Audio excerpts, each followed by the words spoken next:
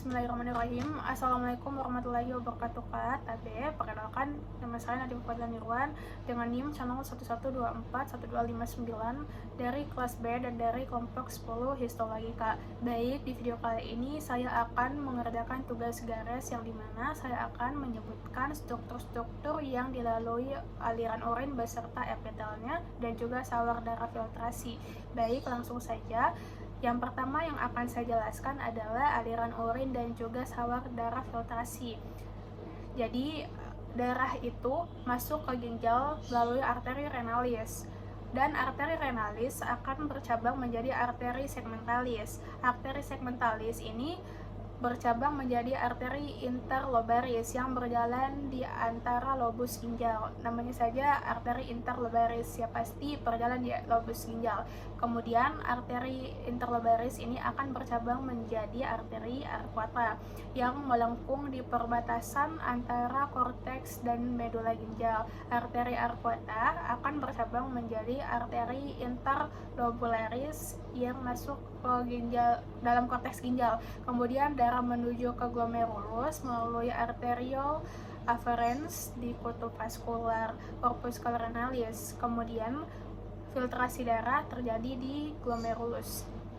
Adapun yang kedua yang akan saya jelaskan adalah sawar darah filtrasi. Nah, filtrasi darah di glomerulus itu terjadi melalui 3 lapisan utama. Apa saja itu? Yang pertama, endotel kapiler berpenetrasi, memiliki pori-pori untuk mempermudah filtrasi. Yang kedua, membrana basalis glomerularis, bertindak sebagai penyaring utama berdasarkan ukuran dan muatan molekul.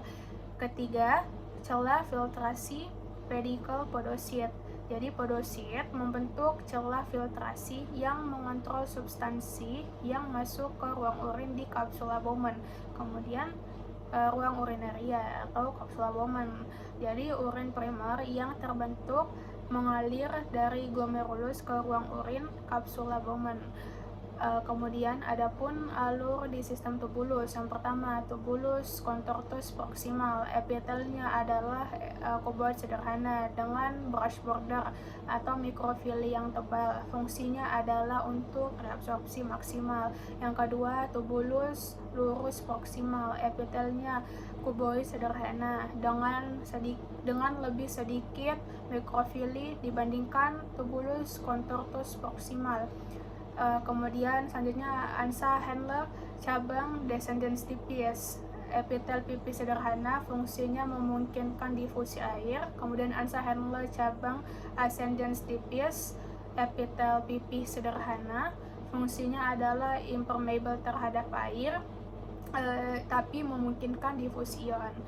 Kemudian selanjutnya adalah tubulus lurus distal. Epitel kuboid sederhana, fungsinya mengatur keseimbangan ion. Makula densa, fungsinya adalah untuk sensor natrium yang mengatur sekresi renin oleh sel juxtaglomerular. Kemudian selanjutnya tubulus contortus distal. Epitelnya kuboid sederhana tanpa mikrofili yang berperan dalam sekresi dan reabsorpsi ion. Kemudian tubulus collectivus, epitelnya adalah epitel kuboid sederhana, fungsinya adalah mengatur konsentrasi urin. Terus selanjutnya adalah ductus collectivus, epitelnya kuboid sederhana, fungsinya adalah transisi ke kolumner sederhana di bagian medula dalam. Selanjutnya, adapun alur di pelvis renalis hingga ekskresi, pertama itu dari calyx minor, calyx major, pelvis renalis, kemudian ureter, di mana epitelnya adalah epitel transitional.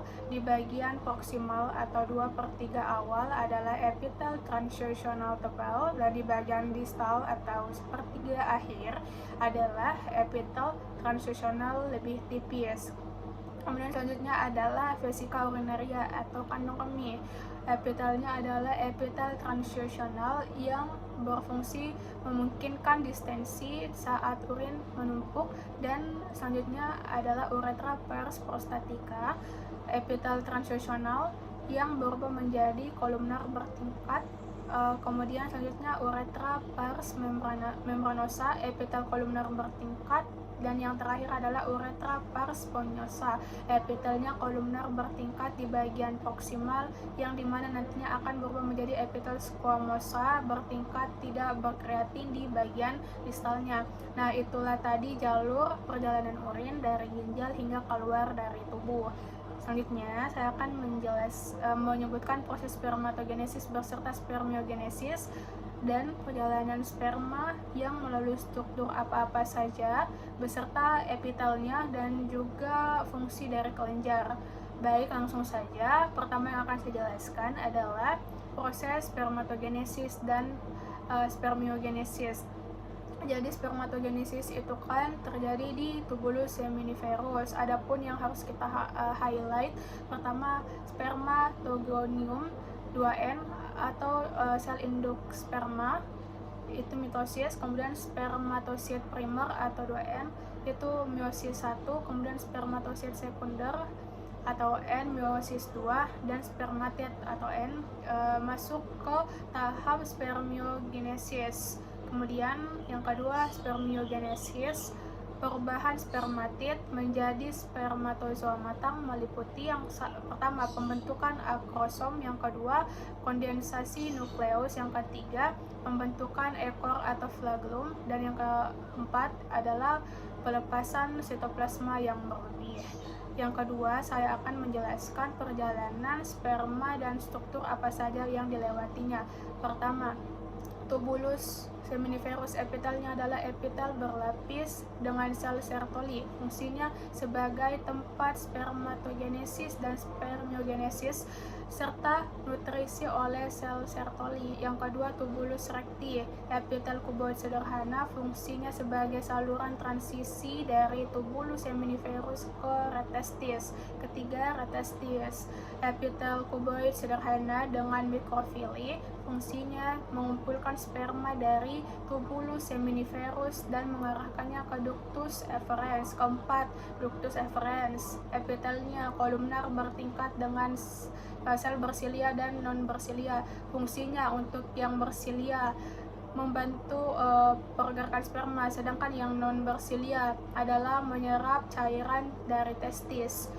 Yang kelima, ductus epididymis, epitelnya kolumnar bertingkat dengan sterosilia, fungsinya sebagai penyimpanan dan pematangan sperma.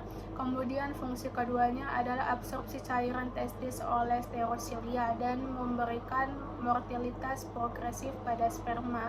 Yang keenam, ductus atau vas deferens, epitelnya adalah kolumnar bertingkat dengan sterosilia, fungsinya menyalurkan sperma dari epididymis ke ductus ejaculatorius dan memiliki lapisan otot polos tebal untuk kontraksi selama ejakulasi. Yang ketujuh, ductus ejaculatorius dan vesicula seminalis. Untuk epitel ejaculatorius adalah kolumnar bertingkat, kemudian muaranya masuk ke uretra pars prostatica.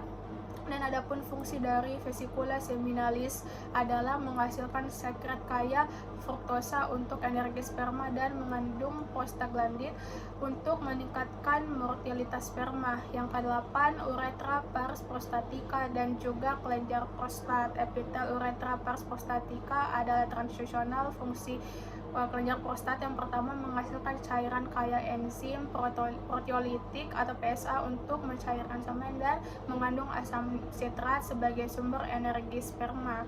Kemudian selanjutnya adalah uretra pars membranosa dan kelenjar bulbo-uretralis. Epitel uretra pars membranosa adalah epitel kolumnar bertingkat dan fungsi dari kelenjar bulbo-uretralis adalah menghasilkan lendir pre-ejakulasi untuk pelumasan uretra dan menetralkan asam urin yang tersisa di uretra. Dan yang terakhir adalah uretra pars sponyosa, epitelnya di bagian proksimal kolumnar bertingkat dan di bagian distalnya adalah squamosa bertingkat tidak berkreatin, fungsinya sebagai saluran akhir tempat sperma dan urin dikeluarkan dari tubuh. Baiklah, itu saja yang dapat saya sampaikan, kurang lebihnya mohon dimaafkan. Wassalamualaikum warahmatullahi wabarakatuh.